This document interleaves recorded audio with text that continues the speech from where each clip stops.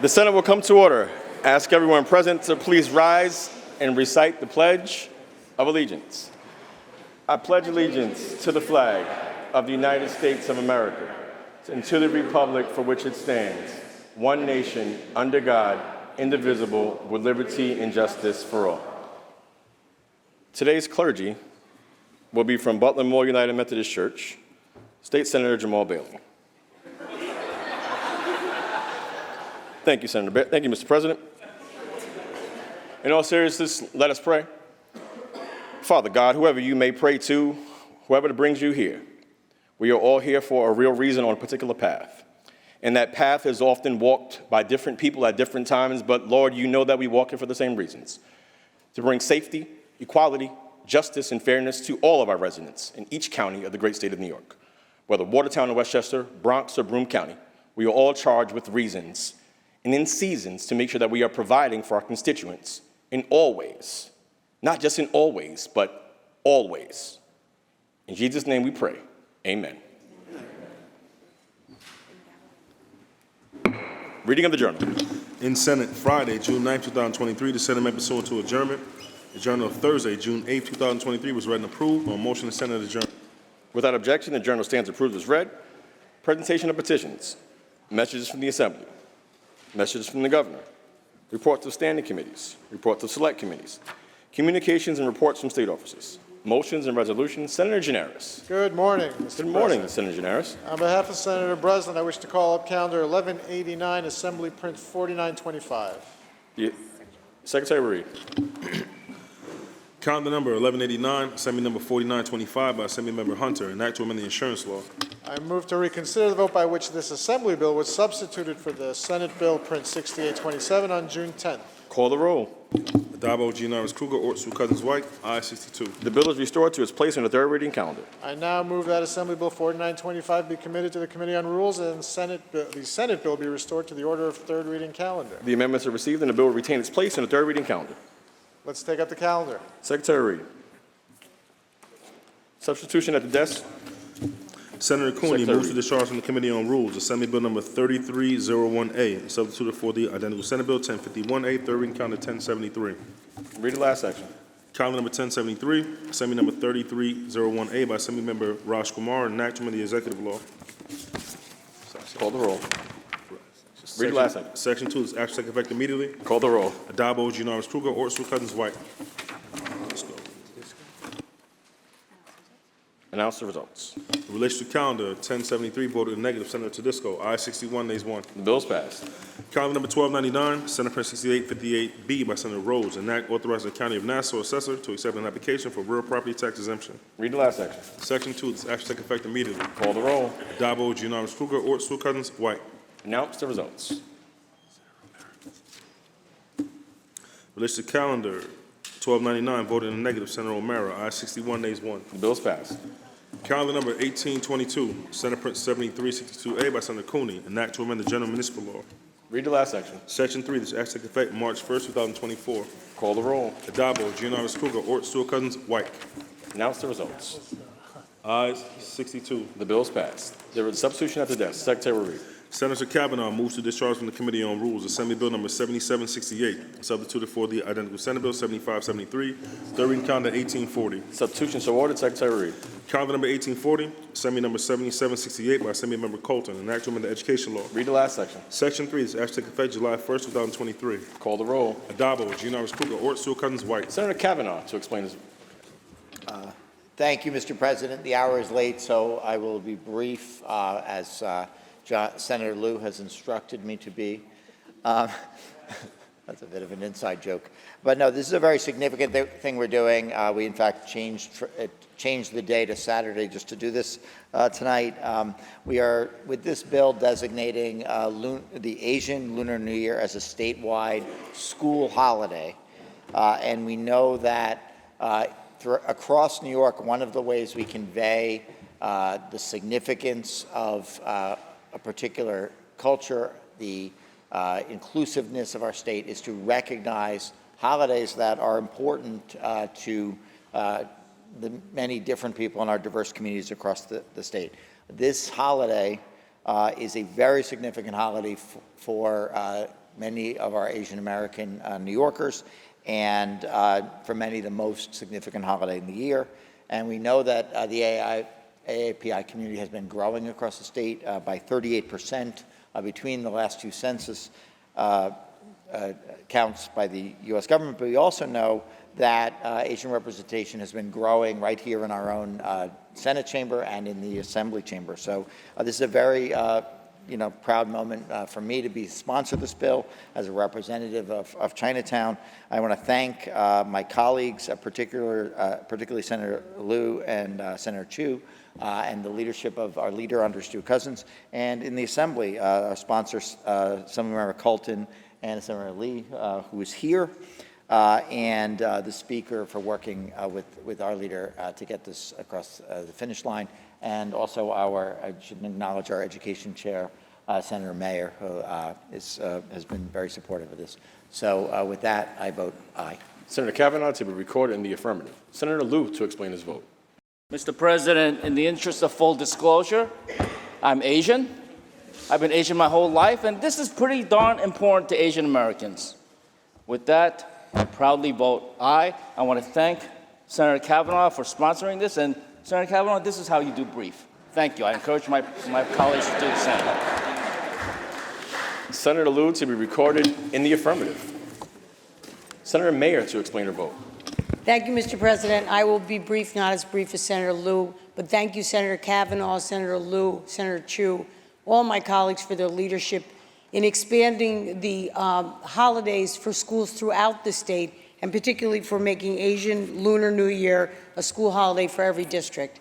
As we do so, we're going to need to work with the State Education Department, the Board of Regents, Commissioner Betty Rosa, to ensure that we have flexibility as our schools struggle to both diversify the holidays they celebrate and also deal with the 180-day requirement that the state imposes on them. This is going to require flexibility and creativity. I look forward to working with our colleagues across the street at the State Education Department to find ways to ensure our kids both celebrate holidays and have all the requisite learning we need them to do. I proudly vote aye and salute my colleagues for bringing this to the floor. Senator Mayer to be recorded in the affirmative. Senator Chu to explain her vote. President, happy Saturday. I'm very excited to be here to speak on this bill that still keeps my eyes open at this hour. Lunar New Year right now, this holiday is probably the most, one of the most celebrated holiday in the world. Right now, around the world, is about 2 billion people population who are celebrating Lunar New Year this holiday. And usually this holiday falls in late June, early February, and next year is February 10, which the night is the eve. We have a big feast, the dinner with our family. And it is a month-long, 30 days of celebration. So this, it is absolutely the time for our family and friends to celebrate and come together for each other, to celebrate for our culture and our future. As an Asian American myself, our expensive cultures and traditions have typically not been recognized in the public domain, and simply state that it is about time we do so. So I really appreciate all my colleagues, especially Senator Kavanaugh and all the senators and our leadership who support this one. I really, really appreciate it. It means a lot for our API community, because by passing this bill means our students, our families who celebrate this holiday, they no longer need to choose between their homework, their tasks, their attendance in the school, their records, or they can spend the time celebrate with their family. And I'm really proud to be a co-sponsor on this bill. For all this reason, I proudly vote aye. Thank you. Senator Chu to be recorded in the affirmative. Announce the results. Ayes 62. The bill is passed. There's substitution at the desk. Secretary will read. Senator Adabo moves to discharge from the Committee on Rules Assembly Bill number 7769, substituted for the identical Senate Bill 7574, third reading calendar 1859. Substitution so ordered. Secretary will read. Calendar number 1859, Assembly number 7769 by Assembly Member Raj Kumar, enactment of education law. Read the last section. Section 3, this act shall take effect July 1st, 2023. Call the roll. Adabo, Giannaris Kruger, Ort, Sewell Cousins, White. Senator Adabo to explain his vote. Good morning, everyone. Light over darkness, good over evil. the ability to address your challenges.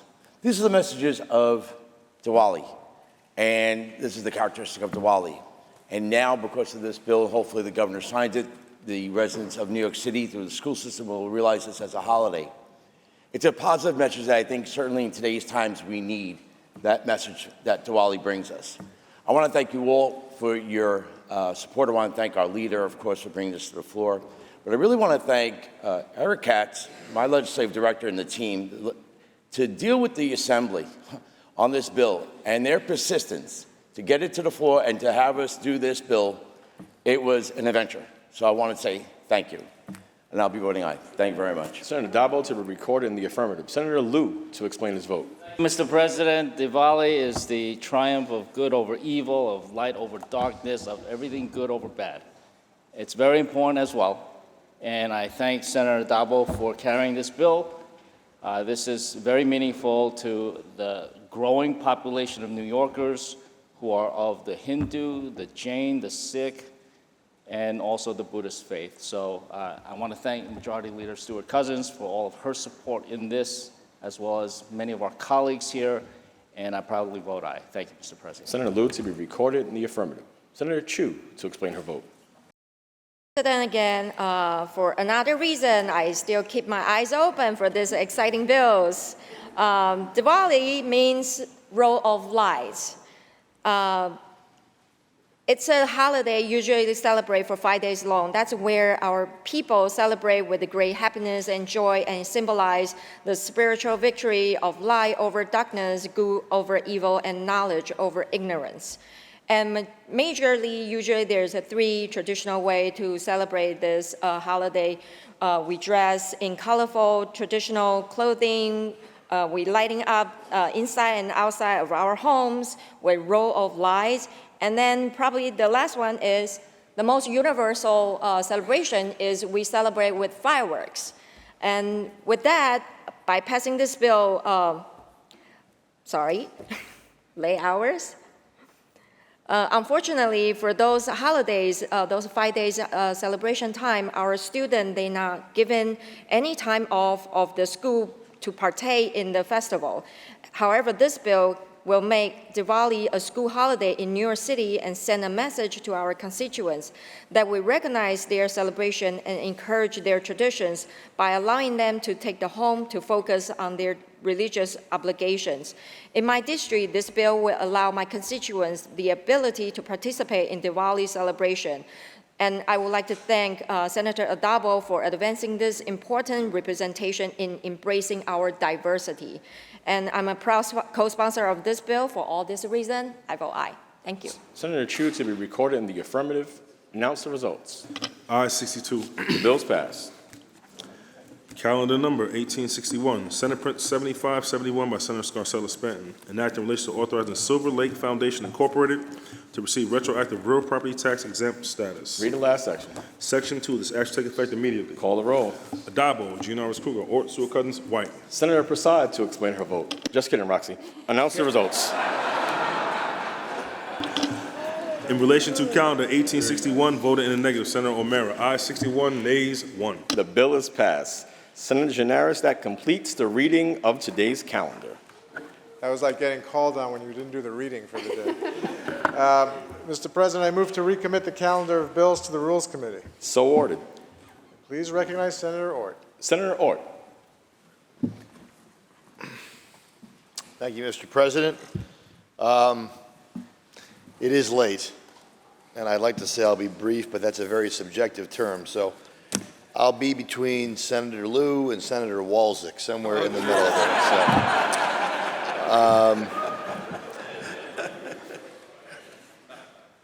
So, as a leader, whenever you do these closing comments, you think about things you're going to say on behalf of your conference. You think about things you should say. And, of course, we always do these at like 4 in the morning, right? So, and the truth is, not only am I not my best at 4 in the morning, you really don't feel like doing all the comments you wrote at 10 p.m.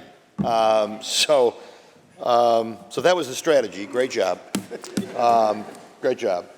But I just want to, first of all, I want to thank, I think the most important thing at the end of session is to thank everyone who helps make the New York State Senate run.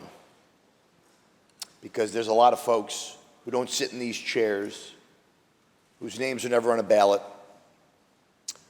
whose names aren't up in the newspaper, probably much to their appreciation, but they make this place run on behalf of the 20 million people who live in New York State. And they help us do what we have to do. So to all of the staff, both in this room and out there, who help make us look as good as we can be looked, as good as we can, and who help us do our job, I just want to thank the staff collectively, Republican and Democrat, and I would like a round of applause for all of them.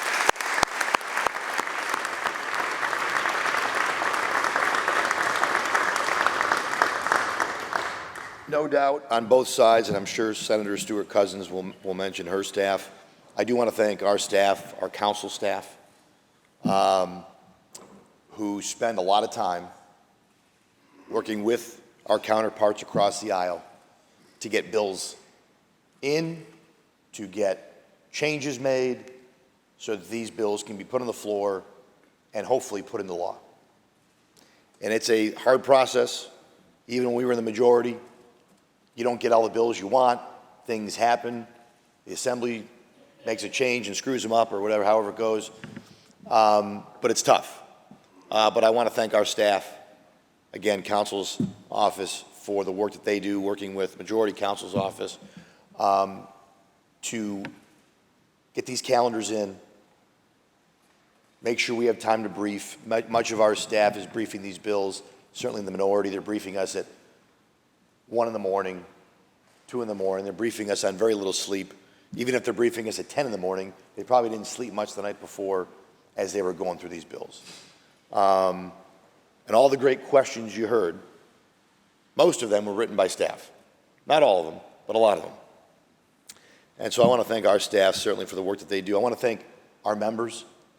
It is a privilege to serve in leadership in this body. It is certainly a privilege to be a conference leader. And for me, to be chosen by your colleagues, by your peers, to lead them. We're all senators. And to be chosen by senators, I'm sure the majority leader feels exactly the same way. It's really a very high honor.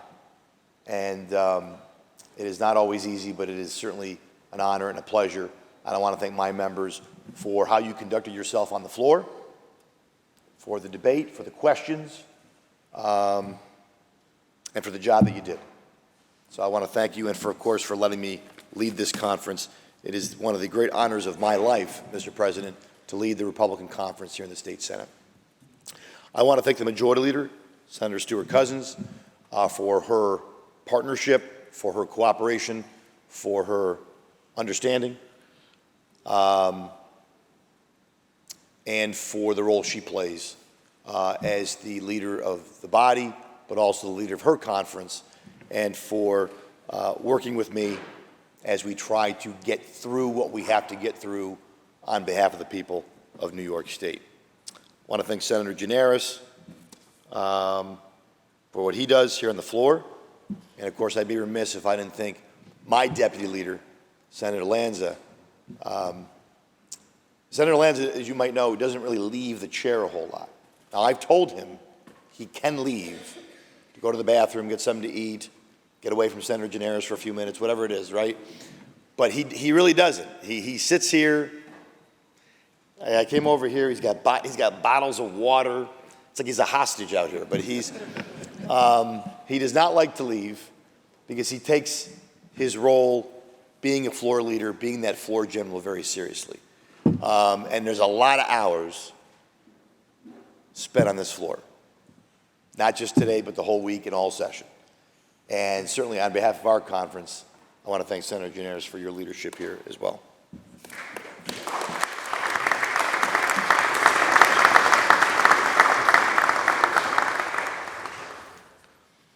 He thought he was going to be the most fashionable guy, and he wore the seersucker suit, and then he saw Senator Walczak, and that was out the window. So Very, very briefly, Mr. President. Look, it's no surprise. It's been a long session. There's been a lot of twists and turns this session, from the judicial nominations to the budget to, here we are today. And there's probably no secret that our conference feels very differently about a lot of the legislation. Not all of it. Not all of it.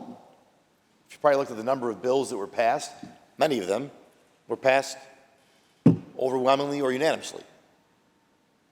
But there's a lot of bills that our conference has very real disagreements about, and you saw that in the debate. And it's a philosophical difference. I really believe at our core, and I think it was crystallized in the elections bill, the changing of the election. And I was thinking about, what I was going to talk about, and I wanted to boil it down because it's late and wanted to just get to the one bill. But I think it crystallizes the difference between our conference and the majority. This is a conference that believes that the smaller the form of government, the better. The bigger it gets, the worse it gets. The more divorced from the people. So whether it's your village government, your city government, your town government, your county government, I firmly believe that that is the level of government certainly that is closest to the people and that produces the best result and that ensures our principles, which are freedom, public safety, affordability. Those are our principles here in this conference. And generally speaking, when we talk about Albany, I don't believe in my time here, both majority and minority, I haven't seen a ton of solutions that came out of this place that made life infinitely better for people on the ground. And certainly in Washington, D.C., I think we can all agree that's even more the case, because you're just getting bigger. And yet, what we did with that bill, and I know we heard things like, voter turnout. And, so obviously the argument being that we are against voter turnout, which means we must be against democracy. Nothing could be further from the truth. I've watched over the past several years as this body has made several election law changes. We have made it easier and easier and easier to vote, or at least we've said that. We've said we're making it easier to vote. You can vote early, you can vote absentee, you can change your registration very close to the election day, you can register to vote very close to the election day. You can have an absentee ballot that's not even postmarked. We've made many, many changes, all in the name of boosting voter turnout, making it easier to vote. And yet still, apparently, it's not enough. So we got to condense these elections. I don't believe it's about turnout. I firmly believe it's about nationalizing elections. That's what it's about. And we know why. Senator, the sponsor, during the debate said, turnout, what's the problem? When you nationalize elections here in the state of New York, that is going, and if you look at the numbers, Republican voters turn out at a higher rate in midterm years. They also turn out in the even years, but they turn out at a higher rate in midterm years. Democrat voters tend to turn out big in national elections, predominantly presidential. Those are the numbers. Despite all the efforts we've made, those remain the numbers. So, what do? Let's merge them. That's the ticket. We'll merge the elections, and then hopefully that addresses the issue of turnout, but what it really does is it changes the outcome in local elections. And it absolutely will drown out local government elections, campaigns, and issues. There's no way it doesn't. There's no way it doesn't. When your average constituent turns on their TV and watches CNN, MSNBC, Fox News, whatever it is, they're not talking about the town board or the county legislature. They're talking about the presidential politics, Washington, D.C.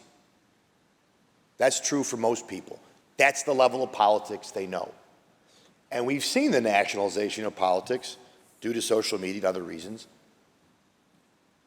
across the board. I see people running for school board talking about the southern border.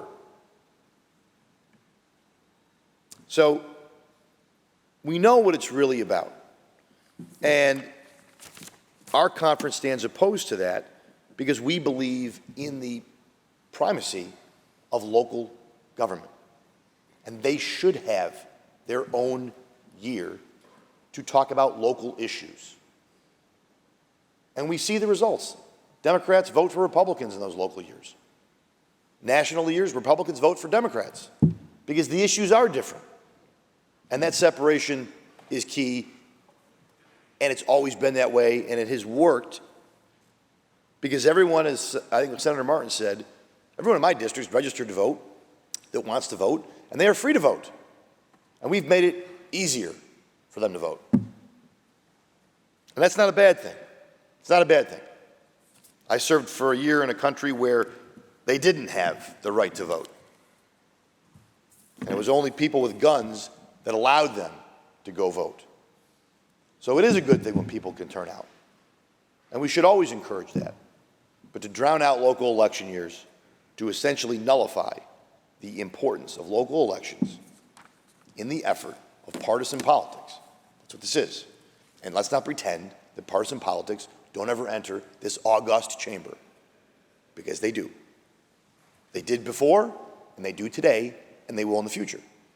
That's a reality. The folks at home watching, they're smart enough to know whether it's 20% or 70%, they know that's what's going on here.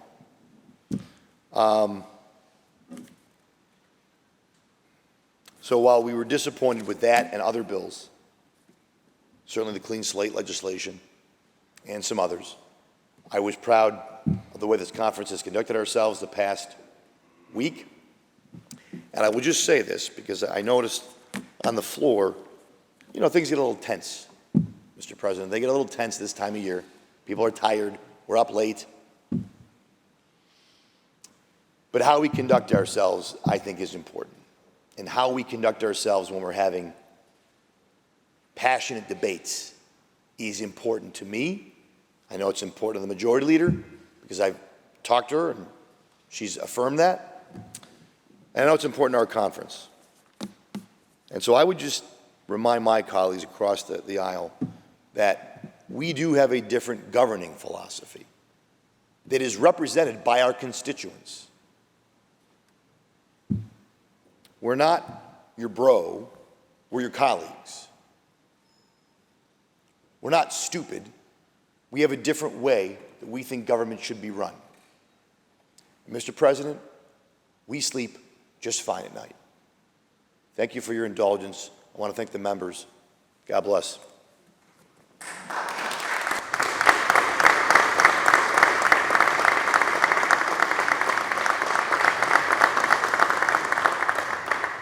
Senator Gianaris. Mr. President, please recognize Majority Leader Andrea Stewart-Cousins. Majority Leader Andrea Stewart-Cousins. Thank you so much. And I'm not going to say I'm going to be brief, but I certainly will not bring this to a extraordinarily long end. But there are thank yous. There are sentiments that obviously need to be expressed. But I think the sentiment overall is gratitude. Gratitude, again, for the opportunity to be in these chambers. Gratitude for the opportunity to share our opinions, to debate our philosophies, and to govern in a way that reflects, yes, our districts and what we believe is for the betterment of the state. But as Senator Ort said, none of this happens without all of us working together. And this is, in this night of gratitude, the time where I, too, get a chance to thank all of the people who make this work. And I, of course, want to say thank you to my deputy, guy who keeps it moving, keeps the decorum. He, too, is really not allowed to leave. Every once in a while you do, and then you're like, okay, let me get back. But I want to thank you, Senator Gianaris, for really helping to guide this ship and getting us to the end. And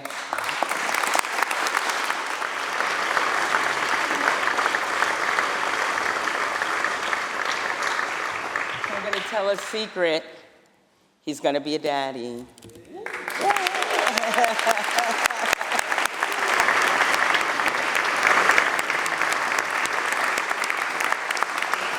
Very exciting. And of course, your counterpart, Senator Lanza, we've been, you know, I was going to, you don't know what you did, do you? Yeah, no. You know, I was, because when you were thanking him, you actually said Gianaris. Yes, you did. So I was going to do that. You thanked him, and then you thanked, but I knew you were so I will give you, but thank you also, Senator Lanza, for what you do. Thank you.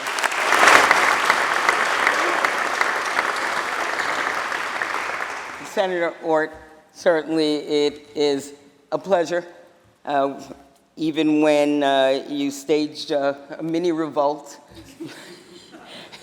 and I'm like, okay, what's going on? You know, but I found out, and you know, we get to talk, and then everybody comes back together, and we eventually get to the end. But it's good working with you, and I will always strive to keep the lines of communication open.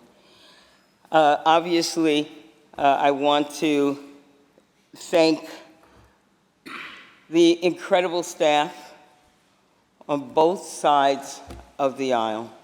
I know my staff has really, like you said, there's been so many twists and turns, and so it's been a perpetual going and going and going. So I thank each and every one of you for really creating an environment, no matter how bumpy or how uncertain, really just even and really professional. And again, I know we've been on the minority side, and staff in the minority work just as hard, and sometimes even harder, because you have to do a lot of catching up. So again, thank you so much to the staff.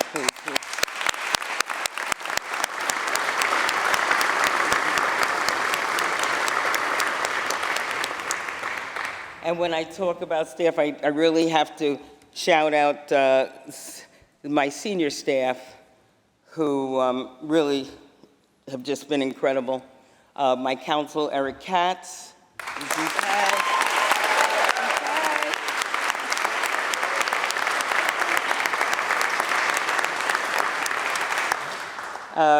The money man, my finance director, Dave Friedfeld.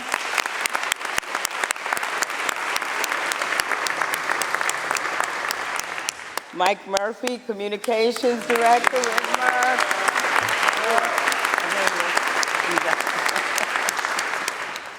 I want to thank Jonathan Alvarenga, my Director of Operations, and all of my staff here in the Capitol, 907, and in the district. Just thank you so much. I said, I know you have to run a lot because of me. And I also want to thank, where's Alejandra? Alejandra Paulino, Secretary of Senate. Thank you, Ale. She thought of getting us all these cool bottles so that we will stay hydrated during the summer. But thank you, Ally, for always making sure everything is, again, the way it should be. Also, Big Ben, Ben Sturgis.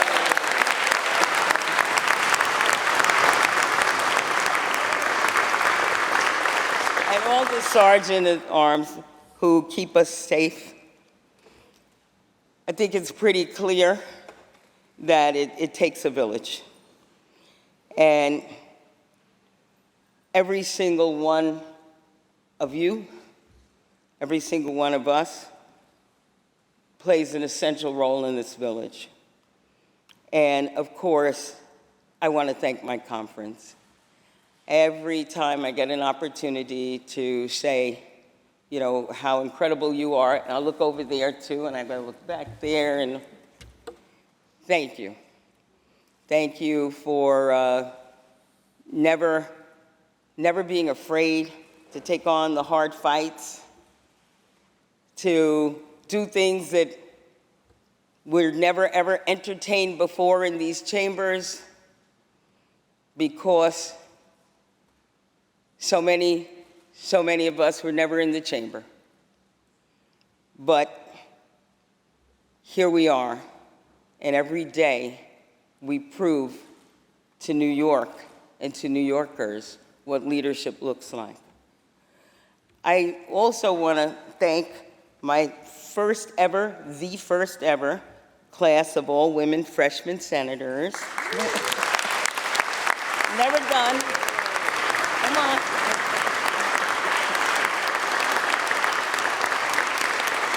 I was trying to get Patricia over, but, you know, Patricia, because you were alone in the group, and I said, come on over, but she didn't. Stayed. But I want to say to them that they all brought such unique and diverse perspectives to our body, and you all have accomplished so much in your very, very first year in Albany. When I stood in front of the chamber at the beginning of the year, it was to lead New York's first ever back-to-back supermajorities in state history. Voters sent us here once again to continue addressing the most pressing issues of the day with the same level of tenacity and resolve that we've demonstrated since the beginning. We were tasked with formulating timely solutions that not only alleviated the symptoms, but rooted out the disease. We spent this session fighting at every turn for the best interests of the people we represent, and certainly for middle and working class families. We opened strong pro-democracy, pro-choice legislation to counter national rollbacks. We used our purse to craft a historic budget that funds resources and opportunities from the middle out and from the bottom up, creating a more affordable New York for all. And now we're closing with robust policies that carry this year's momentum to unlock our greatest potential for generations to come. The rest of the nation looks to us to set an example. That's why the work we do here carries enormous weight, because the path we clear today will be the road that others will take tomorrow. As some seek to upend the pillars of our democracy and claw at the heart of American values, New York continues to stand as a breakwater. Per our tradition since taking the majority, we started this session by advancing a new state of voting reforms and election protections that pay homage to the people who sent us here and ensure that they always have the final say in these halls of power. We expanded ballot access, strengthened anti-suppression measures. We took steps to join the ERIC database that will keep voter registration information up to date across the state lines. We also rejected the draconian attacks on our reproductive freedoms by advancing the second passage of the Equal Rights Amendment, which codifies reproductive care and gender equality in the state of New York. We further strengthened provider protections, increased access to services, solidifying New York as a destination state for anyone in need of reproductive care. And we held ourselves accountable by enacting much-needed judicial reforms, ensuring the arbiters of justice are beholden solely to the law. Our state was founded by those fleeing oppression in search of the freedom we hold dear. That's why we took proactive steps in this year's legislative budget to allocate $1.3 billion for asylum seeker support, and we'll continue to work with our state and federal partners in addressing the situation with humanity and grace. We also passed the Coverage for All legislation that will help provide health care to immigrant brothers and sisters without burdening our state taxpayers. New York will look to champion the values we were built upon, but we can only do that if our own foundation is rock solid. That means continuing to make New York an affordable state where families can settle down and raise their children without being priced out of their livelihoods. This session, we help make that a reality by raising the minimum wage and indexing it to inflation to make it a true living wage. We also continue supporting families by expanding the child care tax credit eligibility to kids under 5, because no parent should have to choose between raising their child and making a living. We looked to make the everyday cost of living a lot cheaper by passing ratepayer protections, capping the price of insulin, prohibiting price gouging of medicine, and this week passing the New York HEAT Act. With these measures, we're making it more economically possible to stay in the place you've always known, keeping New York's excellence right here at home. Reinvesting in New York communities is fundamental to the continued growth and success of our state as a whole. That's why, in addition to supporting households, we've also taken steps to bolster local resources. We prioritize public transportation and infrastructure by continuing to fund MTA services that result in better service, including a pilot program of 5 free buses throughout the city boroughs.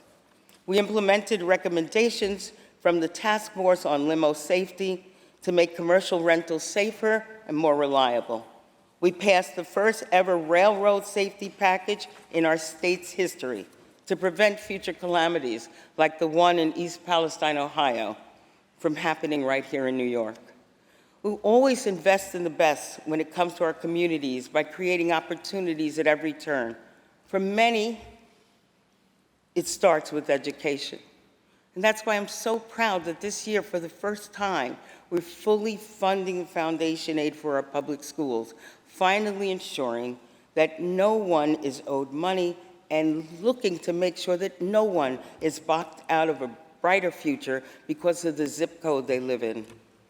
And we're guaranteeing that students will eat at least 2 free meals during the school day in a world where many children receive the majority of their nourishment at school. This is important, it's imperative, and it's groundbreaking. We halted any increases in state tuition for SUNY and CUNY. We continued our investment in our public higher education system by providing $3 billion in capital investments. We know that in order for people to make good choices, they need to have good choices. That's why we've strengthened after-school programming, expanded investments in activities dedicated to the arts and youth athletics. And this week, we passed a bill to enact the School Anti-Violence Education Act, aimed at reducing gun violence among children. I remain a firm believer that public safety and justice reform can work together.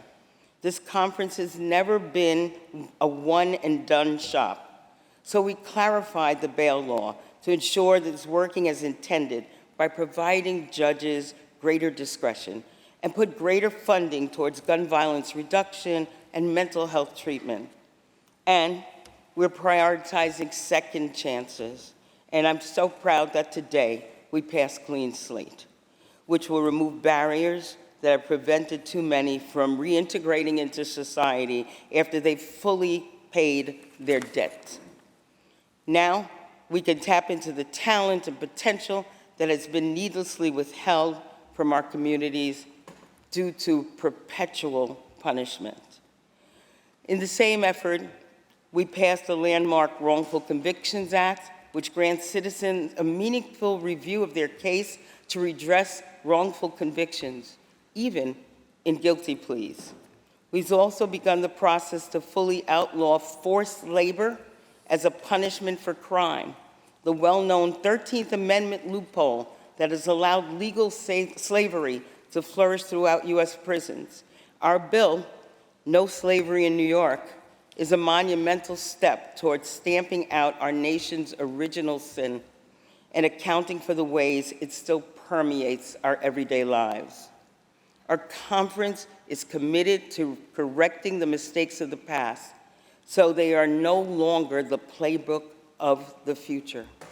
That's also why we're finally advancing a commission on reparations, which will be tasked with studying the effects on how New York's status as an economic and cultural hub of the world has in many ways been built and shaped by slavery, and how we, as a state, as a nation, could atone for the generational trauma that's incurred.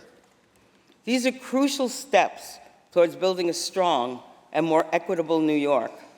But as I so often say, we can't reap the true reward of these efforts if the earth is uninhabitable. Just this week, New York was the center of the world's attention as we led the planet in the worst air quality by hundreds of points, shattering all records since the EPA first started keeping track as a result of the Canadian wildfires. We often hear the refrain, "It'll never happen in New York," but we as leaders know better.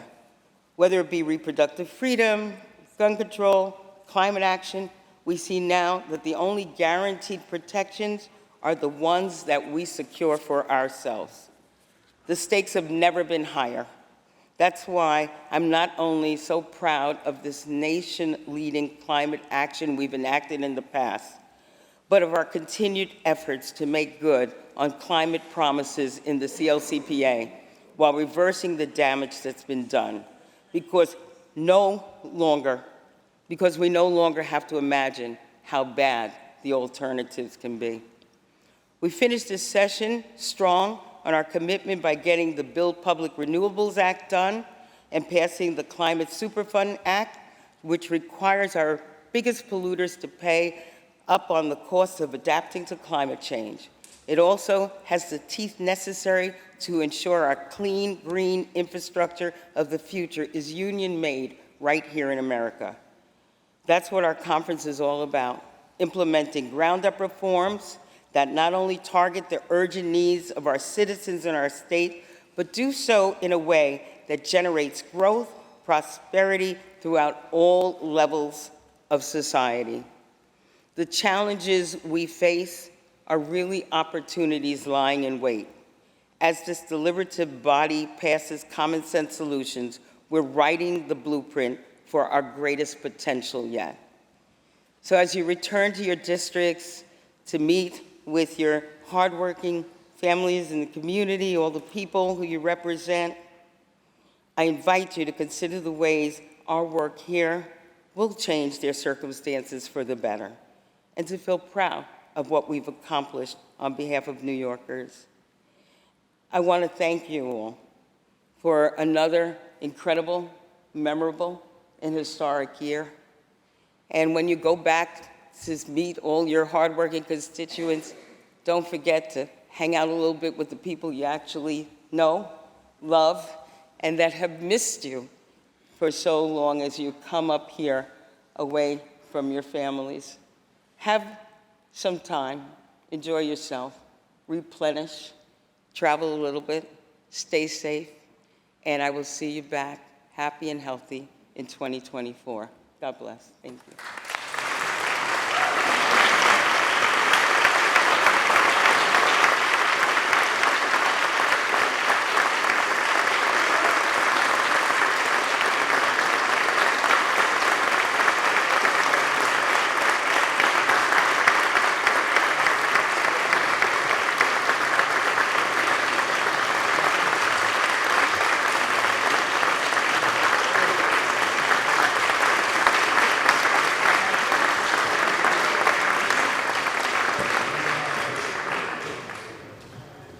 Senator Gineris. Mr. President, is there any further business at the desk?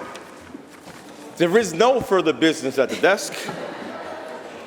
I move to adjourn to a date and time at the call of the temporary president of the Senate, with intervening days being legislative On days. motion, the Senate stands adjourned until a date and time at the call of the temporary president of the Senate, intervening days being legislative.